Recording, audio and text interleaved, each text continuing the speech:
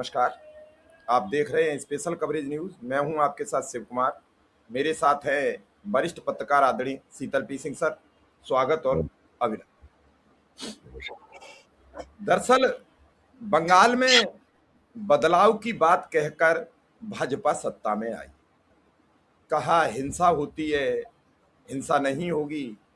और पहले चरण में एक बार ये दर्शाने का प्रयास भी किया गया कि हिंसा को हमने पूरी तरह रोक लिया, कोई पुनर्मतदान नहीं होने दिया। दूसरे चरण में फिर 15 बूथों पर पुनर्मतदान हुआ। उसके 2 दिन बाद एक विधानसभा का पूरा चुनाव ही पोस्टपोन्ड हो गया, यानी 285 बूथों पर यह भी मैक्सिमम रहा। अब उसके बाद बीजेपी की विकराल जीत, अपार जीत, और उसके बाद जो हिंसा का दौर शुरू हुआ वो टीएमसी को भी पीछे छोड़ता दिखा। अब तक आंकड़ों के मुताबिक जो रात शुभेंदु अधिकारी के पीए की जान गई है, उस समेत 5 लोगों की जान जाने की खबरें हैं। लेकिन ये खबरें मीडिया से गायब क्यों हैं? मेन स्ट्रीम मीडिया ने इस पर रिपोर्ट क्यों नहीं की जैसी हर बार करती थी? अमित शाह का वो सैकड़ों कंपनी, सीएपीएफ, सीआरपीएफ फोर्स कहाँ है? तो ये कई सवाल समझने का प्रयास करेंगे सर से। आखिर हिंसा हो रही है, मोदी के चाणक्य पटना में बैठकर मंत्रिमंडल विस्तार का लुत्फ उठा रहे हैं, और मोदी जी आज टाटा बाय बाय 8 किलोमीटर ऐसे ही हाथ दोनों हिलाते रहे पटना में। आखिर क्या हो रहा है सर? जो हिंसा का दौर शुरू हुआ है रुकने का नाम नहीं ले रहा है। मुख्यमंत्री पद के प्रबल दावेदार के निजी सहायक की भी अगर हत्या हो जाए तो फिर राज्य में कौन सुरक्षित हो? नहीं, जो बंगाल में हो रहा है दरअसल ये ट्रेलर है, ये पूरे भारत में होना है। जो राजनीति हो रही है, जिस तरह से हो रही है, जो कुछ बोला जा रहा है, जिस तरह से बोला जा रहा है, और जिसको दुर्भाग्यपूर्ण ये है कि संवैधानिक संस्थाओं की मूक सहमति प्राप्त है। ये इस देश को आग में झोंकने की ओर बढ़ चुके हैं ये लोग, और कामयाब है। मैं तो ये कहूंगा कि कामयाब है। यही सब तो ये करते रहे हैं, और ये सब करने वाले सब लोग एक ही मंच पे आ चुके हैं अब। तो अब इसकी कीमत आम लोगों को चुकानी है, क्योंकि ये फैसला आम लोगों ने उनको चुनने का किया है। इस देश में जो चुनाव की प्रणाली है उसके आधार पर लोकतंत्र है। लोगों ने उन्हें चुना है, वो जो सर्विस दे सकते हैं वो सर्विस दे रहे हैं। उनकी सर्विस यही है कि वो इस देश को आग में झोंक दें। जिस तरह की भाषा शुभेंदु अधिकारी बोलते रहे हैं, वो तो कह रहे हैं कि जैसे जो कुछ इजराइल ने गाजा में किया वही हम करेंगे। तो आप क्या समझते हैं, इसकी प्रतिक्रिया नहीं होगी?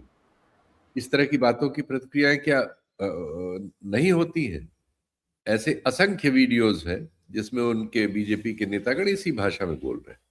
असम के मुख्यमंत्री भी यही भाषा बोलते हैं, और हमारे जो केंद्रीय नेता हैं भारतीय जनता पार्टी के, वो इसको थोड़ा पर्दा डाल के बोलते हैं, वो भी वही बोलते हैं एक्चुअली। तो ये सब लोग इस देश को क्या करना चाह रहे हैं भाई? हमने पहले ही विभाजन का इतना बड़ा दंश सहा है 47 में। चलो वो तो अंग्रेजों की चाल थी, अंग्रेजी राज था, वो इस देश को आजादी पहले नहीं करना चाहते थे, तो गुलाम रखना चाहते थे। द्वितीय विश्व युद्ध हो गया, वो कमजोर हो गए, उनको आजादी देनी पड़ी। तो वो ऐसा करके जाना चाहते थे कि हम लंगड़े रहें और उन पर आश्रित रहें। ये तो भारतीय नेताओं का, जिन्होंने आजादी की लड़ाई लड़ी थी, उनकी दूरदर्शिता और समझदारी थी कि उन्होंने भारत को एक गणराज्य के रूप में, एक लोकतांत्रिक, सभ्य, धर्मनिरपेक्ष गणराज्य के रूप में विकसित किया। एक ऐसा संविधान अंगीकार किया जैसा दुनिया में बहुत अच्छे संविधान जो है दुनिया में, उनमें सबसे श्रेष्ठ, मतलब सबसे अगर शुरू के 3 4 5 लिए जाए तो उस जैसा है। और जिसने इस देश को 78 साल तक एक रखने में, एकजुट रखने में और विकसित होने में मदद की। लेकिन अब लग रहा है कि हम वो सब चीजें गंवाने जा रहे हैं। जितने आजादी की लड़ाई के एक लंबे संघर्ष के बाद, और उसके बाद देश को देश बनाने के एक लंबे संघर्ष के बाद, हम अब यहां पहुंच गए हैं कि अपने देश में अपनी ही सरकार स्वयं ही गृह युद्ध कराने के लिए सड़कों पर है। और कीमत हम देख ही रहे हैं। ऐसे साधारण नागरिक इसकी कीमत चुकाते हैं हमेशा। दंगे होते थे तब भी गरीब ही मारे जाते थे, साधारण ही लोग मारे जाते थे। दंगे जहां भी होते हैं उससे साधारण ही लोग मारे जाते हैं। अब इस देश में तो हम लोगों ने इस दौर में जो विकास हुआ है वो विकास भी बहुत थोड़े से हिस्सों में बंट गया है। कुछ लोगों के पास सारा विकास इस देश का जो है चला गया है, उनके पास तो प्राइवेट प्लेन है, उनके पास विदेशों में घर है, उनके पास विदेशी बैंकों में जमा पैसा है, उनकी कंपनियां यहाँ काम कर रही, पैसा माल लत्ता सब बाहर होता है। यहाँ के जो अफसर हैं जो इस देश की नीतियां बनाते हैं, जजेस हैं, बड़े बड़े पत्रकार भी हैं, ये सब जो एक क्लास है 40-50 लाख लोगों का जो देश पर शासन कर रहा है, इनके तो सबके अंतर्राष्ट्रीय तारतम्य है। अगर इस देश में आग लगेगी तो इनका कुछ नहीं होगा, ये सब अपने अपने जहाजों में बैठ के फुर्र हो जाएंगे। जैसे अभी सर बांग्लादेश में आग लगी थी तो वहां की प्रधानमंत्री वहां से उड़ के भारत आ गई। ये लोग तो निकल जाएंगे, कभी कोई कोई पकड़ा गया है दो चार में से एक आध कोई और उसको पब्लिक ने कुछ कर दिया तो वो एक खबर बनेगी। बाकी सब लोगों के लिए ये एक ऐसा देश छोड़ देंगे जिसमें हम मार काट रहे होंगे एक दूसरे को, धर्म के नाम पर और दूसरे नाम पर, क्षेत्र के नाम पर, जाति के नाम पर, तमाम और दूसरे कारणों से, आर्थिक असमानता के नाम पर। तो हम उस तरफ बढ़ते हुए नजर आ रहे हैं। ये बंगाल एक ट्रेलर है, लेकिन अब इस देश के नागरिकों का और खासकर उनका जिनको थोड़ी बहुत शिक्षा दीक्षा मिल गई है इस गरीब देश में, एक विकासशील देश में, जिनके पास ज्ञान की रोशनी पहुंची है, अगर उस रोशनी का वो नहीं उस समझना चाहते, वो भी अगर हिंदू मुस्लिम और क्षेत्रवाद और जातिवाद के आधार पर अपनी बातें, अपना विचार, अपना आचार रखते हैं, तो वो सब मिलजुल के इस देश को उस कठिनाई की ओर ढकेल रहे हैं, जिसको मैं फोर्स ही नहीं करना चाहता, लेकिन मेरी मजबूरी है कि ऐसे ही दिख रहा है। सर बड़ी तादाद में फोर्स लगाने की चर्चा थी और उस चर्चा को कहा गया कि अगले 6 महीने तक वो सब फोर्स वहीं रहेगा। ये लिखित आदेश है और बाकायदा मीडिया में वक्तव्य है। वो अधिकारी थे जिन्हें पता थी कि जहांगीर ही सबसे बड़ा खराब है, तो घर घर जाके धमकाना, ये सब दौर चला। वो अधिकारी अफसर कहाँ हैं भाई? किसी मुख्यमंत्री पद के दावेदार को मुख्यमंत्री पद के दावेदार के पीए को सरेआम गोलियां मार दी जाती हो, उसकी मौत हो जाती हो, फिर सर सवाल तो उठेंगे, लोग पूछेंगे तो कि राज्य में कानून व्यवस्था का दौर क्या है। अरे अब तो आपके अपने डीजीपी नियुक्त हैं, उनका आपने कार्यकाल भी बढ़ा दिया 6 महीने, और उसके बाद कौन है? अभी मैं एक चैनल का सर देख रहा था, थंबनेल, बड़ा चैनल है, राष्ट्रीय चैनल है, वो लिख रहा है कि अभिषेक बनर्जी और ममता बनर्जी गिरफ्तार। और सर कुछ नहीं कोई बोलने वाला, इस देश में दौर क्या आ गया है? नाम लीजिए, नाम क्यों नहीं न्यूज लीजिए? 18, न्यूज 18 सर, नाम किसका? लेने में कोई अंबानी दिक्कत थोड़ी। तो बताइए, अंबानी का चैनल है। ये बदमाश जो है इस देश के, अडानी, अंबानी और इस तरह के लोग जो सबके पैसे विदेशों में है, बंगले विदेशों में है, बच्चे विदेशों में है, जरूरत पड़ने पर प्राइवेट जेट और सब इनके पास ही उड़ जाएंगे और अपने चैनल से आग लगा के आपके और हमारे बच्चों को खतरे में डाल रहे हैं। नाम लेकिन बदमाशों को कहिए ना। एनडीटीवी में एक बहुत बड़े पद पर है आदित्य राज कौल, बहुत बड़े पद पे है, करोड़ों रुपए का होगा सालाना पैकेज। अभी उसका ट्वीट देखिए, इलाहाबाद का वीडियो बंगाल का बता के ट्वीट कर रखा है उसने।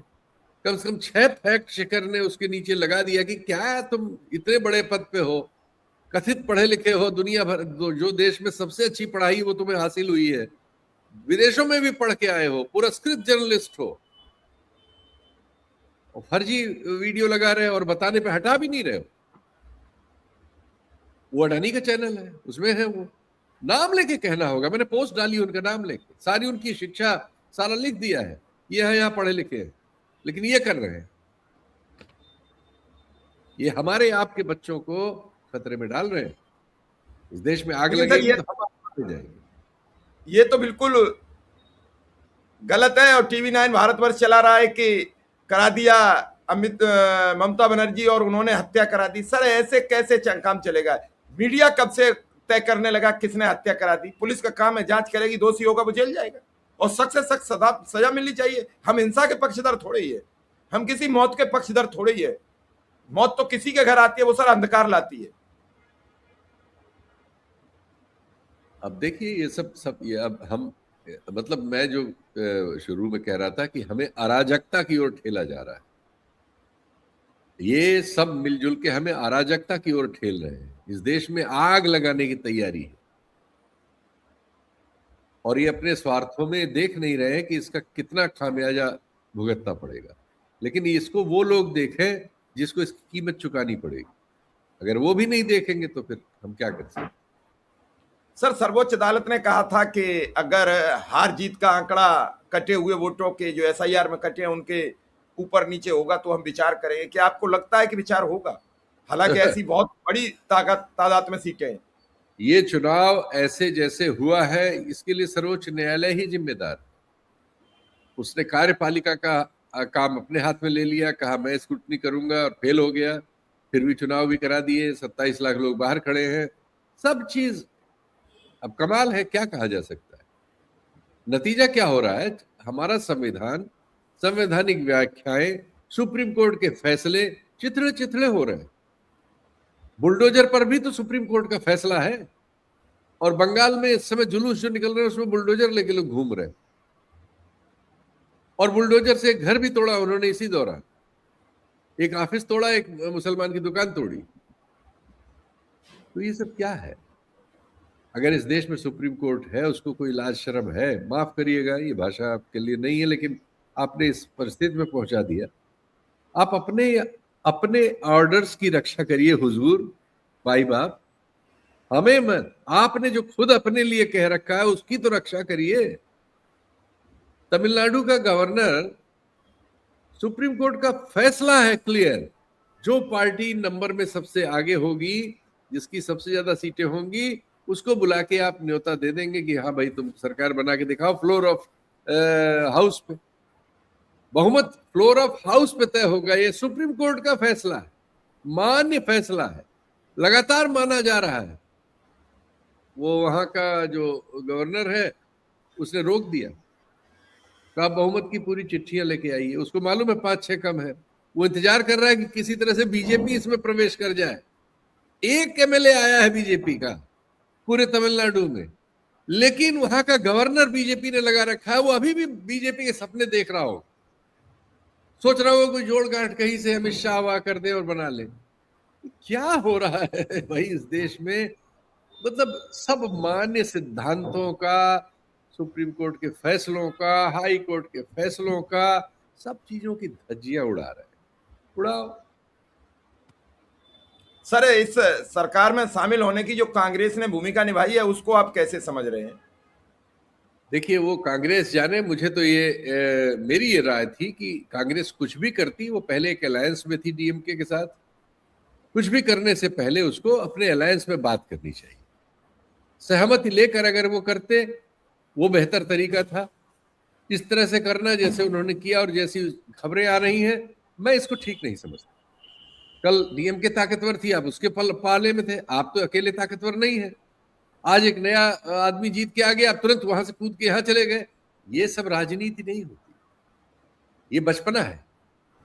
और इस तरह के बचपने से बहुत सारे नुकसान इस देश को पहले ही राजनीतिक तौर पे, और कांग्रेस को तो बहुत, सबसे ज्यादा नुकसान खुद कांग्रेस को हुआ है।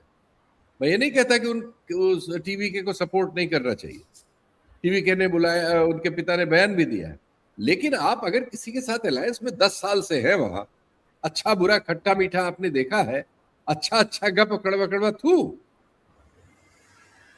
ये करेक्टर नहीं है, ये बताता है कि आप में कोई चरित्र नहीं। सर, ये जो अब टैक्स के पैसे से रोड शो और अब ये जीतने के बाद जश्न और जीतने से पहले जश्न, दो तरीके के जश्न अब शुरू हो गए हैं। जो नया कल्चर आया है, कहीं झालमुरी, कहीं कोई शब्द, कहीं कोई एक व्याख्या। आज बीजेपी का हर नेता झालमुरी का थाली में लेकर, पैकेट में लेकर पूरी झालमुरी कर रहा है। तो सर, देसी झालमुरी हो गया, क्या हुआ सर? देश की अस्मिता झालमुरी हो गई। बिल्कुल हो गई साहब, बिल्कुल हो गई। ये तो एक आपने प्रधानमंत्री नियुक्त करा लिया है, या उन्होंने अपने आप को आपसे नियुक्त करवा लिया है, जो इस गरीब देश में, जिसमें एक बहुत बड़ी आबादी है जिनकी पिछले 12 साल में इनकम बढ़ने की जगह घटी है, ये आबादी 70% है। जो बाकी बचे 30%, उसमें से सिर्फ 10% की इनकम में असाधारण वृद्धि हुई है, और उसमें से भी जो 1% या उससे भी कम है सबसे ऊपर वाले, उनकी 1000%, 1200% ऐसी वृद्धि हुई।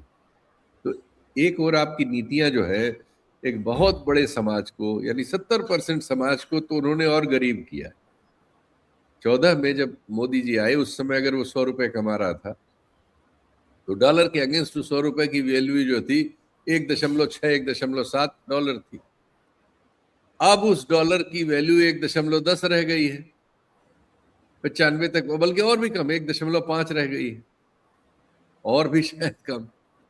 तो एक 60 की जगह 1.5 रह गई, और इनकम बढ़ी नहीं। जो मजदूरी उसको तब मिलती थी लगभग वही अब मिल रही है। इस बीच इन्फ्लेशन की वजह से महंगाई चीजों के दाम दुगने पे ले जा चुकी है, तो उसकी खरीदने की ताकत कम हो गई। ऐसे दौर में आप ऐसे प्रधानमंत्री को पालें जिनकी एक एक सभा में 60-60, 70-70 करोड़ रुपए कम से कम सरकारी खजाने से खर्च हो, जिनकी सुरक्षा और लवाजमे पर इतना खर्च हो, और वो रोज सभाएं करते हैं। वो रोज सिर्फ चुनाव ही लड़ रहे हैं।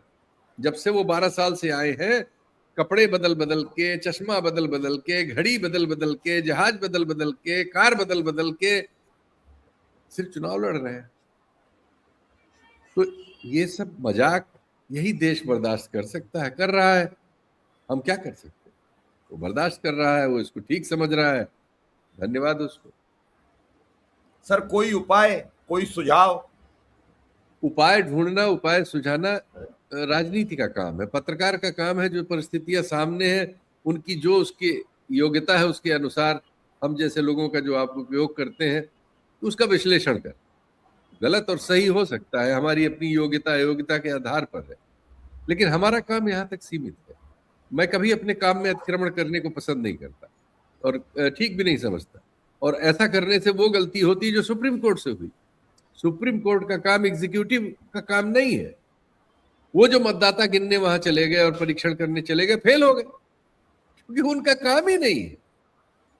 जिसका जो काम है उसको वो काम करना चाहिए। मेरा काम राजनीति करना नहीं है, मैं हूं ही नहीं उसके लिए, अयोग्य हूं, मेरा कोई अनुभव नहीं, तो मुझे उसमें हस्तक्षेप करने का कोई हक नहीं। मेरा काम इतना है, पत्रकार होने के नाते, जो राजनीति पहले की गई है, जो राजनीति की जा रही है, जो राजनीति करने की योजना है, उनमें जो तथ्य उपलब्ध है, उनके आधार पर उनको विश्लेषित करने की कोशिश करूं, और उस विश्लेषण को प्रस्तुत कर दूं। गलत और सही का नतीजा जो है वो दर्शक, हमारे पाठक और भविष्य करता है। सर बड़ी विकराल, अंतिम सर छोटी सी एक टिप्पणी चाहूंगा। इस विकराल परिस्थिति में आम आदमी मरा जा रहा है, जिसकी आपने तादाद बताई, मैं तो उसे 80% से ज्यादा मानता हूं, क्योंकि वो 80% करहा रहा है। वो अभी आपने देखा गैस को लेकर गांव भाग गया, गांव पहुंचा तो गांव में भी उसे कुछ मिल नहीं रहा है। कारोबार होगा, जेब में पैसे होंगे तभी कोई काम कराएगा, पैसे नहीं है तो अब आदमी खुद काम कर रहा है। हम लोग गांव के रहने वाले हैं, गांव में जानते हैं क्या है खेती किसानी के हालात। आखिर वो करेगा क्या सर, मरेगा, कहाँ जाए? बिलबिला करेगा, रहा है भूख से, बिलबिला रहा है भूख से। मरेगा। आपके यहाँ 55-60% औरतों के शरीर में खून नहीं है, रक्ताल्पता की शिकार है आबादी के। ऐसे में कोई प्रधानमंत्री दिन में 4 बार कपड़े बदले, डूब के मर जाना चाहिए। जिस देश की 60% औरतों के शरीर में खून नहीं है, आयरन डेफिशिएंसी है, रक्ताल्पता की शिकार है, 40% बच्चे कुपोषित हैं, घुटने उनके चिपक जाते हैं, टेढ़े मेढ़े हो जाते हैं। भारत अकेला देश है पूरे साउथ एशिया में जिसमें हमारी जो हाइट है बढ़ नहीं रही है, घट रही है। कोरिया में, चीन में सब नाटे देश थे, छोटे छोटे थे हम लोग, कंपैरेटिवली लंबे बड़े थे। वो हमसे लंबे निकलते जा रहे हैं, इसलिए कि वो ठीक से खाना पीना उनके बच्चों को, उनके औरतों को, उनके आदमियों को मिल रहा है। समाज में इतनी विसंगति नहीं है। हम तो देख ही नहीं रहे अपने देश के, हम गरीब आदमी को कहां देखते हैं। अभी आप देखिए वीडियोस आते हैं, किसी आदिवासी को कोई पीट रहा है, एक हाकी से एक गुंडा पीट रहा था, सुरक्षाकर्मी पता नहीं अडानी की किसी कंपनी का सिंगरौली में। आप देखिए कितनी बेदर्दी से गरीबों के साथ, पुलिस वाले ठेला पटरी रेहड़ी लगाने वालों के साथ किस बेदर्दी से सब म्यूनिसिपलिटियां और ये पुलिस वाले और ये तमाम इस तरह के जो कथित कानून के रक्षक हैं, किस बेदर्दी से, कितनी बेरहमी से पेश आते हैं। जिनके घर गिराए जाते हैं गरीबों के, बड़ी मुश्किल से बना पाते हैं, उन पे क्या बीतती है जब वो अपना लाव लश्कर लेके खड़े रहते हैं। लेकिन हमारी तो जो हमारे भीतर मनुष्य होने के गुण होने चाहिए वो सब खत्म होते जा रहे हैं। अब ये चीजें हमें प्रभावित ही नहीं करती। हम अपने आस पड़ोस में कमजोर, बीमार, असहाय लोगों को देखना नहीं चाहते। एक सरकारी अस्पताल चले जाइए और हालत देख के आइए, भारत की तस्वीर है वो। और किसी भी सरकारी अस्पताल में कहीं भी चले जाइए, बीमार है भारत, गरीब है भारत, कठिनाई में है भारत। लेकिन हमारी दृष्टि में दोष आ चुका है। हम मुसलमान देख रहे हैं, फिलिस्तीन देख रहे हैं, पता नहीं कहां कहां देख रहे हैं, अपने आप को नहीं देख रहे। बिल्कुल सर, आपने बहुत गंभीर चर्चा की और आपने समय दिया, इसके लिए आपका बहुत बहुत आभार, बहुत बहुत धन्यवाद।